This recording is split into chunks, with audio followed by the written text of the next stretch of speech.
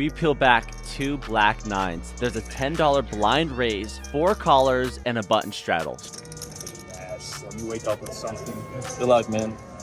We're going to go massive here in Texas because they're going to call anything with any hand. We make it 125, and we get 1 lipper to call who's in the cutoff. Flop comes 6-3 deuce, 2 clubs. What a beautiful board for pocket 9s. We're putting our opponent on some sort of face cards, a suited ace, and we decided to put him all in. He only has a pot-sized bet left behind, so we jam it all in. All in. Our opponent tanks for over 2 minutes and decides to put in the call. The turn is the 5 of spades and the river is the 6 of spades. We're ready to flip over and win, but he shows us ace 6 suited and takes a massive chunk out of our stack. He's gonna river me like that? Oh, the river strikes again. What's up? It's Funky Punts. I am back with the big beard now. Wow. We're sitting down at a wild 1-2 game at Poker House. Our goal is to show up at the table and push people until they push back and exploit as much as possible. That's my favorite style and what I've been really leaning into lately for my poker strategy. The whole reason behind this channel is to track, you know, the ups and downs of poker. I put in so much volume in the past year and I feel like I'm getting better every month. I can really see the progression. If you guys want to chat and progress with me as well, you can join the RAZE Discord. It's a link in the description. It's a free place to chat, hang out. Anything you see in the vlog, I'm down to chat about if you want to reach out to me personally. Another big part of my poker strategy is trying to exploit players. How do we make them so uncomfortable that they don't want to be in a pot with us? We took a big hit in the beginning of the session. We're going to reload and battle back. We 3-bet ace king offsuit and take down a $50 pot, and then we look at the rockets, baby. Oh my gosh. We raise to $20. We get an older gentleman to call on the button, and the flop comes king, queen, queen, rainbow. We decide to bet small for value. He calls. The turn is the deuce of diamonds. I think it's time to get a little tricky against this player and see what he wants to do on this board texture. So we check to him for a little deception. Then he decides to bet $40 and we snap call. I think I made a mistake here by snapping. I should probably tank for a little bit longer and make it seem like a hard decision. And the river comes the 4 of clubs and we decide to check again. He checks back. And he shows us pocket 10. Don't forget to subscribe and turn on the notifications for my next vlog. We look down at ace 9 of diamonds in the small blind and call a $15 raise. We're going 3 ways to a flop, which comes ace, ace, 9. We check and slow play, and then when the turn comes, the deuce, we're going to go for a very, very small sizing of $20. The big blind folds, and the undergun player calls. When this opponent calls, I'm assuming he's on either a flush draw or has an ace of some sort. So when the river hits the 3 of hearts, we're going to go for max value and overbet the pot and rip it all in. We have a shorter stack because we lost a big chunk of it in the hand before this. And our opponent snap calls, and he flips over 4 5 of clubs for the backdoor straight, and we double up. We're on a good roll. Let's keep it going. We look down at king, queen offsuit and raise to $25 on the button, and the small blind knock, the next gen's editor, raises to $100. He's a very good player, and I think we can call this in position. The flop comes 9 of spades, 10 of clubs, 3 of diamonds. He bets 80, and with 2 overs and a gut shot, I think we can peel here. So we call, and the turn is the jack of spades. Wow. We have the nutter butter. He tanks for a while,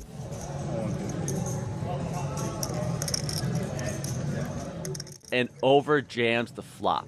We snap call and show him that we have the nuts. We decide to run it twice, and he shows us pocket kings. We end up winning 1 board and then chopping the other, resulting in us 3/4ing his stack. Funky Punts is lucky. Whew, I'm not used to hitting gutters like that. Nothing feels better. Yeah!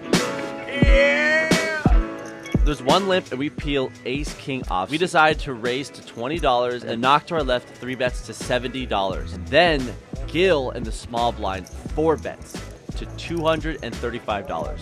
We have roughly around $650 north of that, and you guys know we're gonna 5-bet rip this entire stack in. After around 10 seconds, I decide to rip it all in. I think this is a mistake on my part and sort of gives away the strength of my hand. I should be taking here for around 25 to 30 seconds. A little Hollywooding never hurts anybody. After we 5-bet jam $650, knock to our left, the 3-better folds, and Gil tanks, and he gets into some speech play. No, I'm behind. No, actually. I thought you were going to snap. I don't know why. Ace jack, 10. Sure, buddy. Gil decides to put in the call, and we run it 2 times, and he tells us he has ace queen suited.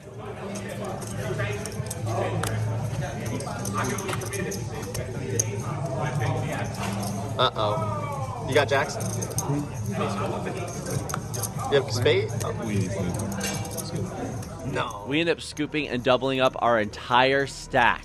Oh my gosh, this is so sick. And then guess what? The very next hand, we peel pocket fives. We raise to 15 and then knock 3 bets to $55. I said it's a sign because it's 55, LOL, pocket five. So we call and the flop comes King 5 10 2 spades. We have bottom set, baby. Wow. We obviously check to the aggressor. He bets $35, and on this wet of a board, we're gonna raise it up. We make it 115, and he does call. Not surprised. The turn is the jack of diamonds. It's not the best card. We're hoping he has king jack or jack 10 for 2 pair.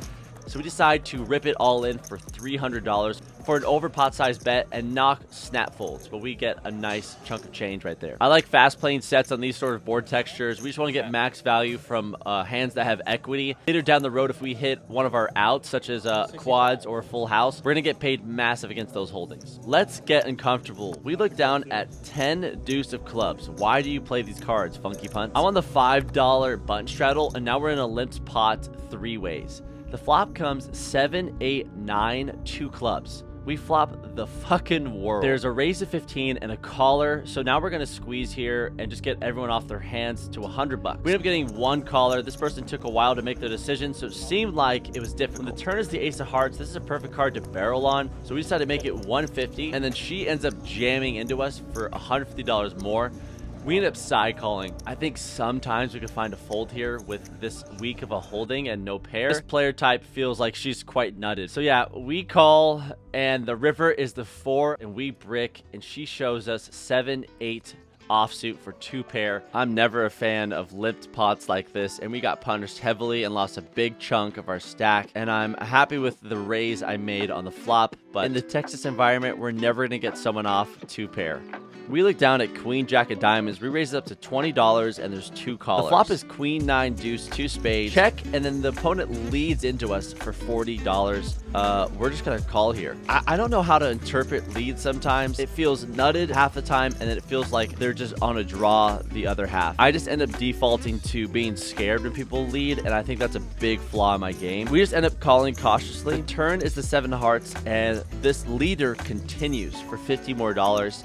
I think this is where I should be raising. It's obvious they're on a flush draw, but we end up just calling here. And then the river comes the 6 of hearts. He checks, and we just check back. Flips over his cards and shows us jack 10. Very, very interesting. I should be raising this hand, and I don't know why. I default to tightening up when people lead. And I know in the streets it's considered weakness. What do you guys think? How do you handle leads? I'm curious how you guys handle leads, the best way to approach it, because it's such a weird dynamic in the game. We look down at ace of diamonds, queen of clubs. We raise it up to $20, and we get 2 callers, 1 in the button and 1 in the big blind. The flop comes queen 4 3 2 spades. We have no spades in our hand, and I think we're gonna go for a larger size here multi-way with such a nutted hand. We make it $50. The button folds, but the small blind calls. The turn is the king of diamonds, a perfect card for us to rep. I think we can have top 2 pair here, pocket kings and queens for a top set or a second set. We end up betting $110, about 3/4 of the pot. I think we can go over